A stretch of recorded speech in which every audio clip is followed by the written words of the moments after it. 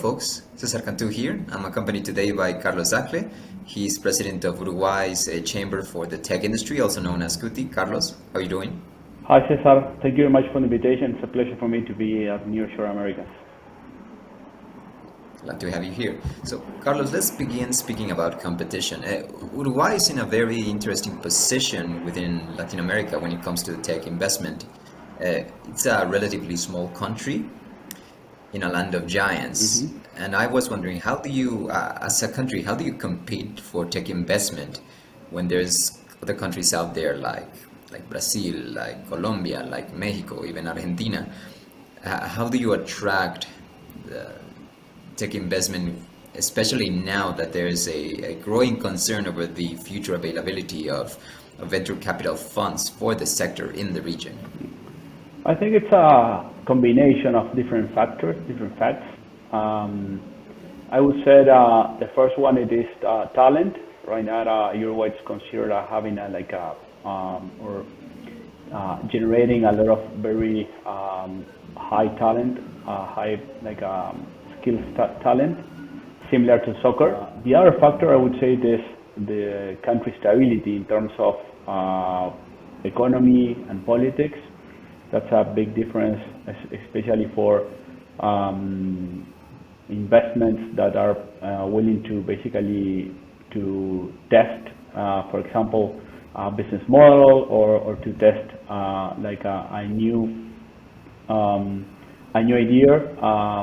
Countries like Uruguay, without having the good talent and also the political and economic stability, generates that ecosystem that favors the establishment of new companies that are maybe thinking starting in Uruguay and then expand and grow in the region. But Uruguay can be an excellent testbed market. Okay, going back to the issue of Uruguay's size, as far as I understand, you're not in terms of population, you're not a big country. You're about 3.5 million people. Correct. Is that right? Correct. Okay, when it comes to the supply of tech talent, is that a problem? Because I've heard that it could be a problem, maybe not specifically for Uruguay, but sometimes, I don't know, Caribbean islands do have that concern of, okay, there's a low supply of tech talent everywhere, and we can supply quality talent, but we often wonder, we have the quality, but is the quantity a problem? And I was wondering if Uruguay has that concern. It has it. As you said, it's like a global problem. The shortage of IT talent, it is not only a Uruguayan, but it's obviously in the region, but it's a worldwide issue. I would say that we are working, the different organizations are working as fast as we can to continue generating new talent. The government is pushing or is helping to develop a considerable size of bootcamps that it is helping maybe having this speed 4 to 9 months training in IT, and that definitely it is helping to increase the number of people that it is studying or at early stages studying IT. And also we're working closely to the government.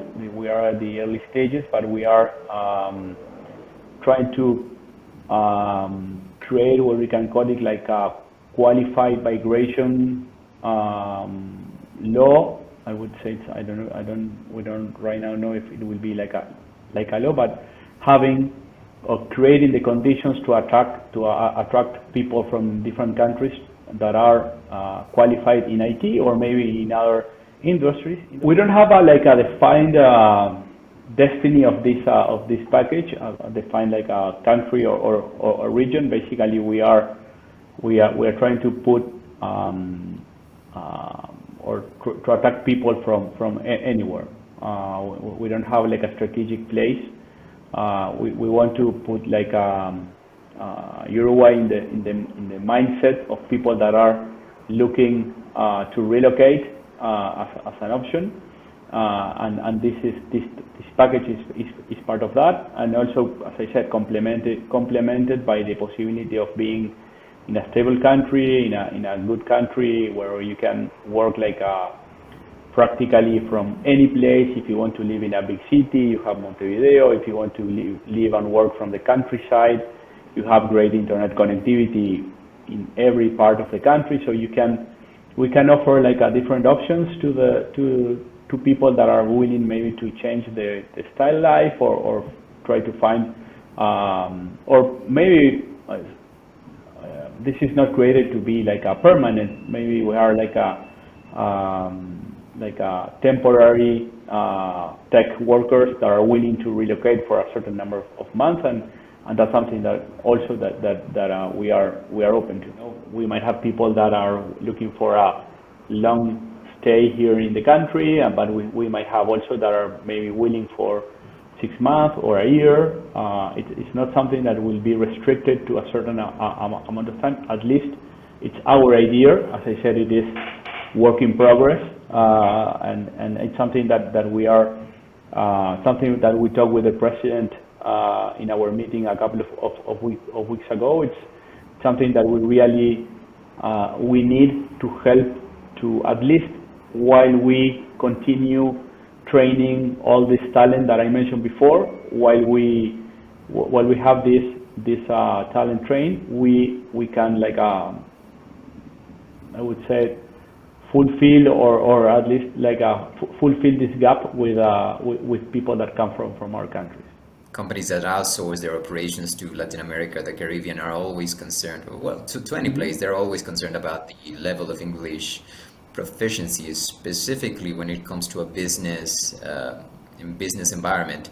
Are companies, is the government in Uruguay pushing for English skills, specifically aiming at a business environment? This year, one of the public universities, it is launching what we call it like a bilingual IT analyst career, where the